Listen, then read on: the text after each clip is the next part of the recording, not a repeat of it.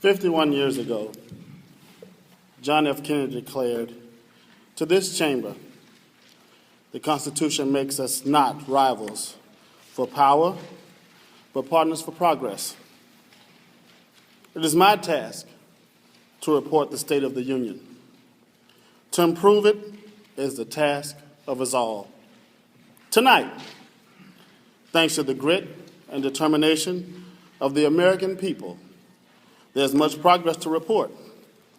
After a decade of grinding war, our brave men and women in uniform are coming home. After years of grueling recession, our businesses have created over 6 million new jobs. We buy more American cars than we have in 5 years and less foreign oil than we have in 20. Our housing market is healing. Our stock market is rebounding. And consumers' patience and homeowners enjoy stronger protections than ever before. Together, we've cleared away the rubble of crisis and can say with renewed confidence that the state of our union is stronger. But we gather here knowing that there are millions of Americans whose hard work and dedication have not yet been rewarded. Our economy is adding jobs, but too many people still can't find full-time employment. Corporate profits have rocketed to all-time highs. But for more than a decade, wages and incomes have barely budged. It's our generation's task to reignite the true engine of America's economic growth, a rising, thriving middle class. It's our unfinished task to restore the basic bargain that built this country. The idea that if you work hard and meet your responsibilities, you can get ahead no matter where you come from, what you look like, or who you love. It is our unfinished task to make sure that this government works on behalf of the many, not just the few. That it encourages free enterprise, rewards individual initiative, and opens the doors of opportunity to every child across this great nation. The American people don't expect the government to solve every problem. They don't expect those of us in this chamber to agree on every issue.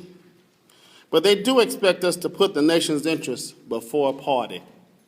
They do expect us to be reasonable, compromise where we can, for they know that America moves forward only when we do so together.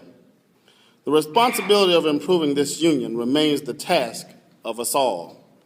Our work must begin by making some basic decisions about our budget, decisions that will have a huge impact on the strength of our recovery. But defending our freedom is not the job of our military alone.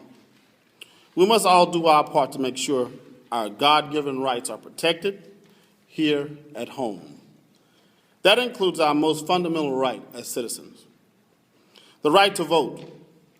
When any American, no matter where they live or what party, are denied the right simply because they can't wait in line for 5, 6, or 7 hours to cast their ballot, we're betraying those ideals. That's why tonight I'm announcing a nonpartisan commission to improve the voting experience in America. And I'm asking 2 longtime experts in the field who recently served as top advisors for my campaign and for Governor Romney's campaign to lead it. We can fix this, and we will. The American people demand it, and so does our democracy.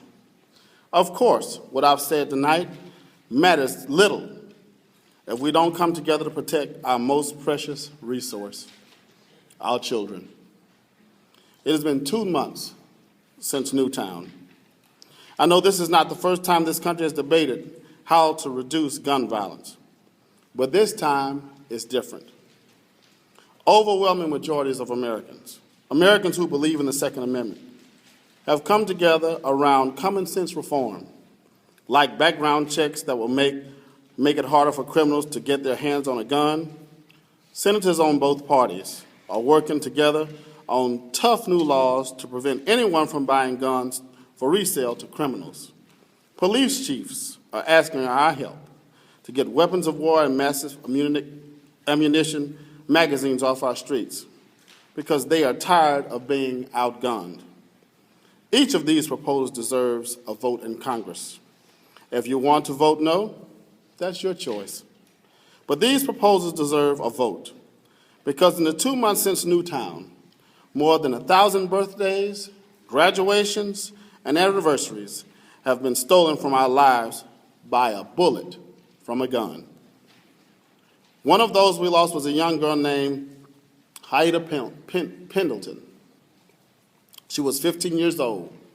She loved fig Newtons, and lip gloss.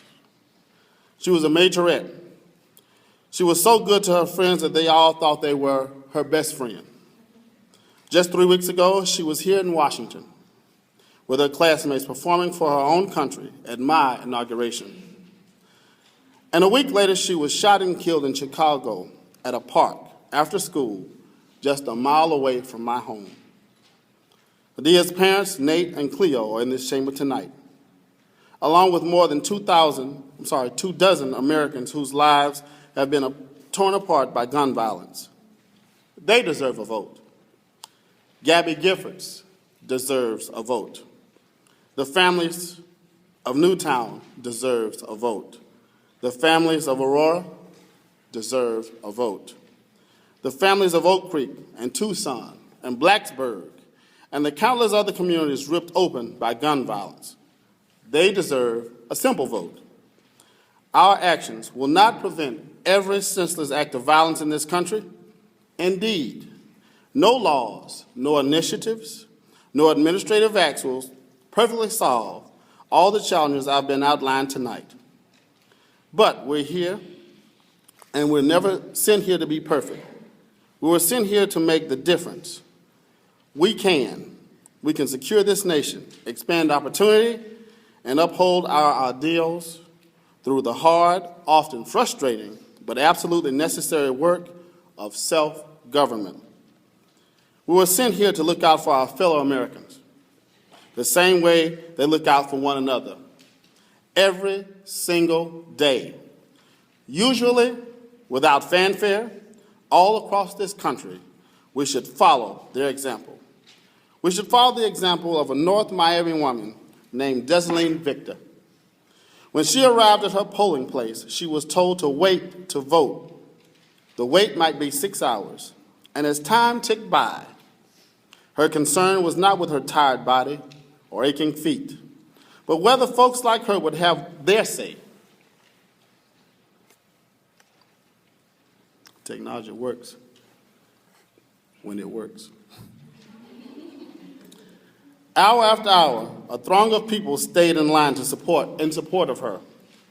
Because Desaline is 102 years old, and they erupted in cheers when she finally put on a sticker that read, "I voted." We should follow the example of a police officer named Brian Murphy. When a gunman opened fire on the Sikh temple in Wisconsin, and Brian was the first to arrive, he did not consider his own safety.